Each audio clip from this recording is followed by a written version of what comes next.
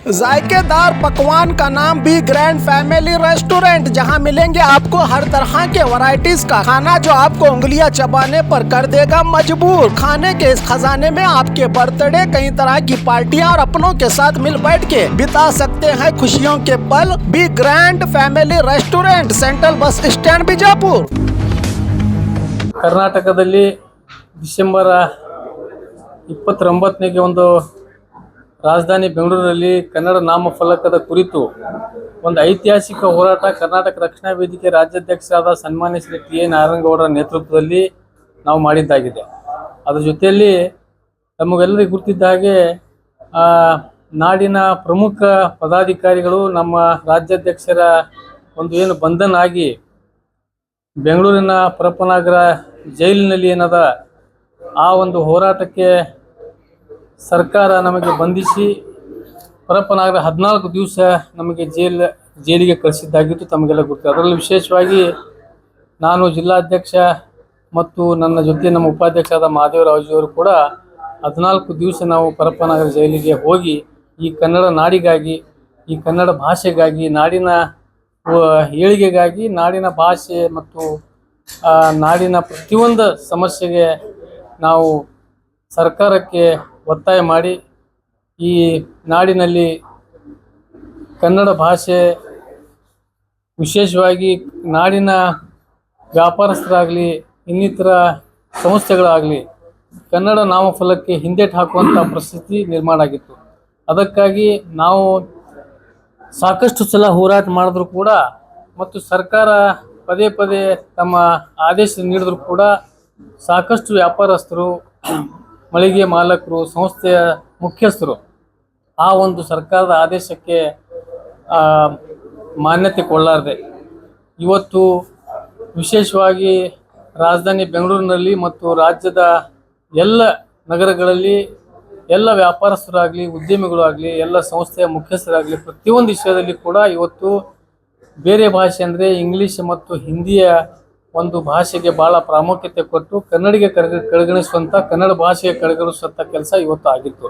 ಅದಕ್ಕಾಗಿ ನಾವು ಕರ್ನಾಟಕ ರಕ್ಷಣಾ ವೇದಿಕೆಯ ರಾಜ್ಯಾಧ್ಯಕ್ಷ ಟಿ ಎ ನಾರಾಯಣಗೌಡ ನೇತೃತ್ವದಲ್ಲಿ ಡಿಸೆಂಬರ್ 27 ತಾರೀಕಿಗೆ ಒಂದು ಐತಿಹಾಸಿಕ ಹೋರಾಟ ರಾಜಧಾನಿ ಬೆಂಗಳೂರಿನಲ್ಲಿ ಮಾಡಿ ಸರ್ಕಾರಕ್ಕೆ ಮತ್ತು ಎಲ್ಲ ವ್ಯಾಪಾರಸ್ಥರಿಗೆ, ಉದ್ಯಮದಾರರಿಗೆ ಒಂದು ಎಚ್ಚರಿಕೆ ಗಂಟೆ ಕೊಡುವಂಥ ಕೆಲಸ ನಾವು ಮಾಡಿದ್ದಾಗಿದೆ.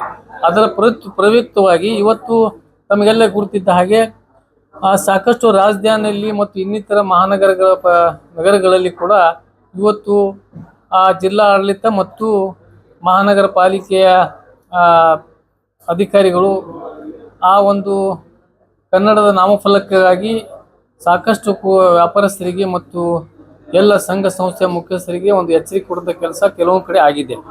ಆದರೆ ವಿಶೇಷವಾಗಿ ವಿಜಯಪುರ ಜಿಲ್ಲೆಯಲ್ಲಿ ಇನ್ನೂವರೆಗೆ ಸುಗ್ರೀವಾಜ್ಞೆ ಹೊರಡಿಸಿದ್ರು ಕೂಡ ಸರ್ಕಾರ ಮೊನ್ನೆ ಈ ಮೊದಲು ಕೂಡ ರಾಜ್ಯಪಾಲರು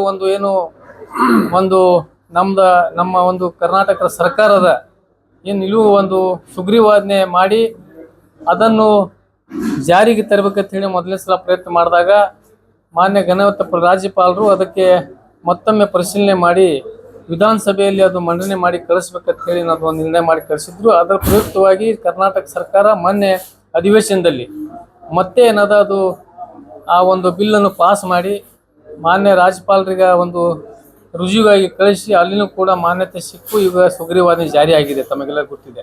ಅದಕ್ಕಾಗಿ ಇವತ್ತು ನಾನು ಜಿಲ್ಲಾ ಆಡಳಿತಕ್ಕೆ ಮತ್ತು ಮಹಾನಗರ ಪಾಲಿಕೆಯ ಅಧಿಕಾರಿಗಳಲ್ಲಿ ಮತ್ತು ಕನ್ನಡ ಮತ್ತು ಸಂಸ್ಕೃತಿ ಇಲಾಖೆ ಅಧಿಕಾರಿಗಳಲ್ಲಿ ಒಂದು ವಿನಂತಿ ಮಾಡೋದೇನೆಂದರೆ, ತಾವು ತಕ್ಷಣವಾಗಿ ವಿಜಯಪುರ ಜಿಲ್ಲೆಯಲ್ಲಿ ಮತ್ತು ವಿಜಯಪುರ ನಗರದಲ್ಲಿ ಎಲ್ಲ ವ್ಯಾಪಾರಸ್ಥರು, ಸಂಘ ಸಂಸ್ಥೆಗಳ ಮುಖ್ಯಸ್ಥರಿಗೆ, ಎಲ್ಲ ಉದ್ಯಮದಾರರಿಗೆ ಒಂದು ತಕ್ಷಣವಾಗಿ ಆ ನಾಮಫಲಕವನ್ನು ಏನು 60% ಏನು ಸುಗ್ರೀವಾಜ್ಞೆ ಆಗಿದೆ ಆ ಎಲ್ಲ ಕನ್ನಡದ ನಾಮಫಲಕವನ್ನು ತಕ್ಷಣವಾಗಿ ಬದಲಾಯಿಸುವಂಥ ಕೆಲಸ ಇವತ್ತು ಜಿಲ್ಲಾ ಆಡಳಿತ ಮತ್ತು ಮಹಾನಗರ ಪಾಲಿಕೆ ಮಾಡ್ಬೇಕಂತ ಹೇಳಿ ತಮ್ಮ ಮಾಧ್ಯಮದ ಮೂಲಕ ಅವರಿಗೆ ನಾನು ವಿನಂತಿ ಮಾಡ್ತಾ ಇದ್ದೇನೆ.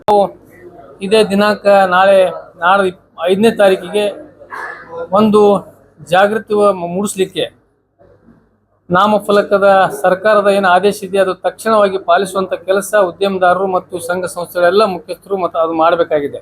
ಅದಕ್ಕಾಗಿ ನಾವು ಜಿಲ್ಲಾಡಳಿತಕ್ಕೆ ಮತ್ತು ಮಹಾನಗರ ಪಾಲಿಕೆ ತಮ್ಮ ಮೂಲಕ ಹೇಳೋದ್ರ ಜೊತೆಗೆ 5ನೇ ತಾರೀಕಿಗೆ ಅವರಿಗೊಂದು ಮನವಿ ಕೂಡ ನಾವು ಕೊಡ್ತಾ ಇದ್ದೇವೆ. ಅದಕ್ಕಾಗಿ ಈಗಾಗಲೇ ಸರ್ಕಾರ 13ನೇ ಮಾರ್ಚ್ ಒಳಗಾಗಿ ಏನೊಂದು ಗಡುವು ಕೊಟ್ಟಿದ್ದಾರೆ. ಆ ಗಡುವು ಒಳಗಾಗಿ ಎಲ್ಲ ವ್ಯಾಪಾರಸ್ಥರು, ಎಲ್ಲ ಸಂಘ ಸಂಸ್ಥೆ, ಎಲ್ಲ ಪ್ರತಿನಿಧಿಗಳು ಮತ್ತು ಉದ್ಯಮಿದಾರರು ತಕ್ಷಣವಾಗಿ ಆ ಸರ್ಕಾರದ ಏನು ಸುತ್ತೋಲೆ ಏನು ಒಂದು ಸುಗ್ರೀವಾಜ್ಞೆ ಜಾರಿಯಾಗಿದೆ ಆ ಸರ್ಕಾರದ ಒಂದು ಎಲ್ಲ ಆದೇಶವನ್ನು ತಕ್ಷಣವಾಗಿ ಪಾಲಿಸಬೇಕು. ಇಲ್ಲದಿದ್ದರೆ ಇದು ಜಿಲ್ಲಾಡಳಿತ ಮತ್ತು ಮಹಾನಗರ ಪಾಲಿಕೆ ಇದರಲ್ಲಿ ಮುತುವರ್ಜಿ ವಹಿಸಲಾದೆ ಕೆಲಸ ಮಾಡಿದರೆ ಕರ್ನಾಟಕ ರಕ್ಷಣಾ ವೇದಿಕೆ ನಾವೇ ಏನದ ಈಗಾಗಲೇ ಎಲ್ಲರಿಗೂ ಗೊತ್ತಿದ್ದ ಹಾಗೆ ಒಂದು ಯಾವ ರೀತಿ ರಾಜಧಾನಿ ಬೆಂಗಳೂರಲ್ಲಿ ಏನು ಹೋರಾಟ ಆಗಿತ್ತು ಅದರ ಅದೇ ರೀತಿ ವಿಜಯಪುರ ನಗರದಲ್ಲಿ ಮತ್ತು ವಿಜಯಪುರ ಜಿಲ್ಲೆಯಲ್ಲಿ ಎಲ್ಲ ತಾಲೂಕುಗಳಲ್ಲಿ ಮತ್ತು ಎಲ್ಲ ಕಡೆ ನಾವು ಕೂಡ ಒಂದು ಉಗ್ರವಾದಂಥ ಹೋರಾಟ ಮಾಡಿ ಆ ಒಂದು ನಾಮಫಲಕದ ಅಭಿಯಾನಕ್ಕೆ ಒಂದು ಚಾಲನೆ ನೀಡ್ತೇವೆ. ಮತ್ತು ಮತ್ತೊಮ್ಮೆ ಏನದ ಉದ್ಯಮದಾರರಲ್ಲಿ ಮತ್ತು ಎಲ್ಲ ಸಂಘ ಸಂಸ್ಥೆಗಳ ಮುಖ್ಯಸ್ಥರಲ್ಲಿ ನಮ್ಮ ಕರ್ನಾಟಕ ರಕ್ಷಣಾ ವೇದಿಕೆಯ ವಿನಂತಿ ಏನಿದೆ ಅಂದರೆ, ತಾವು ಏನು ಸರ್ಕಾರ ಗಡುವು ಕಟ್ಟಿದೆ 13ನೇ ಮಾರ್ಚ್ ತನ, ಅದಕ್ಕಾಗಿ ಅಷ್ಟರೊಳಗಾಗಿ ತಾವು ಎಲ್ಲರೂ ಏನು 60% ತಮ್ಮ ನಾಮಫಲಕಗಳಲ್ಲಿ ಕನ್ನಡ ಭಾಷೆಯನ್ನು ಅಳವಡಿಸ್ಕೊಳ್ಬೇಕು. ಇಲ್ಲದಿದ್ದರೆ ನಮ್ಮ ಎಲ್ಲ ಕರ್ನಾಟಕ ರಕ್ಷಣಾ ವೇದಿಕೆ ಕಾರ್ಯಕರ್ತರು ಬೀದಿಗೆ ಇಳಿದು ಆ ನಾಮಫಲಕವನ್ನು ಬದಲಾಯಿಸುವಂಥ ಕೆಲಸ ನಾವೇ ಮಾಡಬೇಕಾದಂತೇಳಿ ಈ ಸಂದರ್ಭದಲ್ಲಿ ಎಚ್ಚರಿಕೆಯನ್ನು ಕೊಡಲಿಕ್ಕೆ ಇಚ್ಛೆ ಪಡ್ತೇನೆ. ಏನು ಸರ್, ಏನೇನು ಕೆಲಸ ಮಾಡ್ತೀವಿ ಜಿಲ್ಲೆಯಲ್ಲಿ? ಈಗಾಗಲೇ ತಮಗೆಲ್ಲ ಗುರ್ತಿದ್ದ ಹಾಗೆ ನಾವು ಮೊನ್ನೆ ಡಿಸೆಂಬರ್ 27ನೇ ತಾರೀಕಿಗೆ ಏನು ಒಂದು ಐತಿಹಾಸಿಕ ರಾಜಧಾನಿ ಬೆಂಗಳೂರಿನಲ್ಲಿ ಏನು ಹೋರಾಟ ಆಯಿತು, ಆ ಹೋರಾಟದಲ್ಲಿ ಕೂಡ ನಾವು ನೂರಾರು ನಮ್ಮ ಜಿಲ್ಲೆಯ ಕಾರ್ಯಕರ್ತರು ಅದರಲ್ಲಿ ಕೂಡ ಪಾಲ್ಗೊಂಡಿದ್ದೇವೆ. ಅದ್ರ ಜೊತೆಗೆ ಏನದ ಮೊನ್ನೆ ಒಂದು ಕರ್ನಾಟಕ ರಕ್ಷಣಾ ವೇದಿಕೆಯ ರಾಜ್ಯ ಕಾರ್ಯಕಾರಿ ಸಭೆ ಬೆಳಗಾಂನಲ್ಲಿ ಆದಾಗ ಅಲ್ಲಿ ಕೂಡ ನಿರ್ಣಯ ಆಗಿದೆ. ಮತ್ತು ಮೊನ್ನೆ ಬೆಂಗಳೂರಿನಲ್ಲಿ ಕೂಡ ಒಂದು ಸಭೆ ಮಾಡಿ ರಾಜ್ಯಾಧ್ಯಕ್ಷರ ನೇತೃತ್ವದಲ್ಲಿ ಸಭೆ ಮಾಡಿ ಈ ಒಂದು ಸರ್ಕಾರಕ್ಕೆ ಮತ್ತೊಮ್ಮೆ ಏನದ ನಾವು ಏನು ಗಡುವು ಕೊಟ್ಟಿದ್ದಾರೆ ಮೊನ್ನೆ ಸರ್ಕಾರ 13ನೇ ಮಾರ್ಚ್ ತನ ಏನದ ಎಲ್ಲ ರಾಜ್ಯಾದ್ಯಂತ ಎಲ್ಲ ವ್ಯಾಪಾರಸ್ಥರಿಗೆ ಎಲ್ಲ ಮಳಿಗೆಗಳಿಗೆ ಒಂದು ಅವಕಾಶ ಕೊಟ್ಟಿದ್ದಾರೆ ಅವರಿಗೆ. ಅದಕ್ಕಾಗಿ ನಾವು ಏನು ಮಾಡ್ತಾ ಇದ್ದೇವೆ, ಸರ್ಕಾರ ಈಗ ಅವಕಾಶ ಕೊಟ್ಟಿದೆ ಅಂದರೆ ಆ ಗಡುವಲ್ಲಿ ಕೂಡ ಅವರು ಮಾಡಿದ್ರೆ ಒಳ್ಳೆಯದು.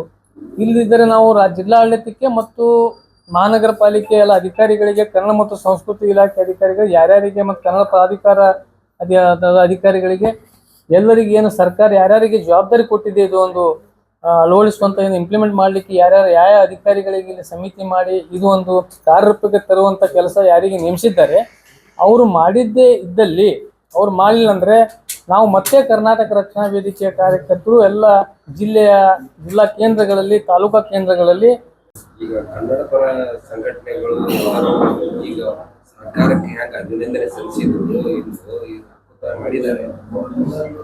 ನಾವು ಅವಾಗ ಸುಗ್ರೀವಾಜ್ಞೆ ಏನು ನಾವು ಬಂಧನದಲ್ಲಿ ಏನು ಪರಪ್ಪನಗರ ಜೈಲಿನಲ್ಲಿ ಇದ್ದಾಗ ಏನು ಸುಗ್ರೀವಾಜ್ಞೆ ಜಾರಿ ಮಾಡ್ತು ಸರ್ಕಾರ, ಅವಾಗೇ ನಾವು ಅವರಿಗೆ ಅಭಿನಂದನೆ ಸಲ್ಲಿಸಿದ್ದಾಗಿದೆ ಸರ್ಕಾರಕ್ಕೆ.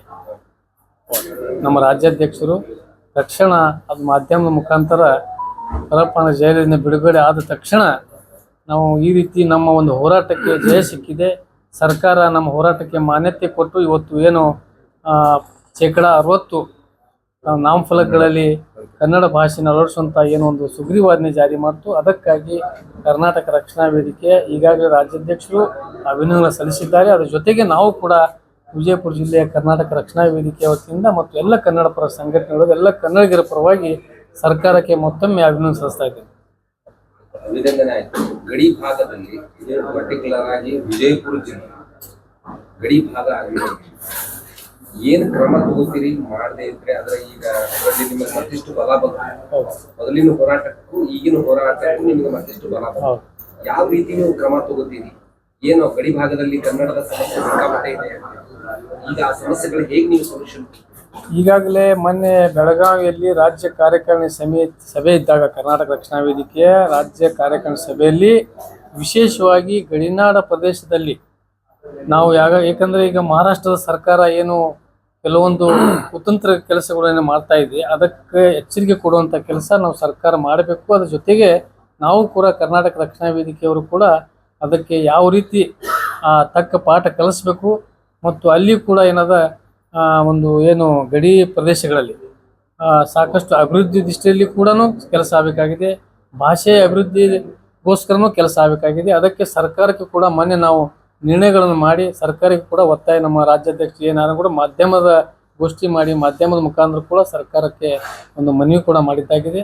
ಮತ್ತು ಗಡಿ ಭಾಗದಲ್ಲಿ ಏನೇ ಸಮಸ್ಯೆಗಳು ಇದ್ರೂ ಕೂಡ ಕರ್ನಾಟಕ ರಕ್ಷಣಾ ವೇದಿಕೆ ಆ ಸರ್ಕಾರಗಳಿಗೆ ಎಚ್ಚರಿಕೆ ಕೊಡುವಂಥ ಕೆಲಸ ಮಾಡಿ ಅಲ್ಲಿಯೂ ಕೂಡ ಎಲ್ಲ ರೀತಿಯಿಂದ ನಮ್ಮ ಕನ್ನಡಿಗರಿಗೆ ಸಹಾಯ ಮಾಡುವಂಥ ಕೆಲಸ ಮಾಡಲಿಕ್ಕೆ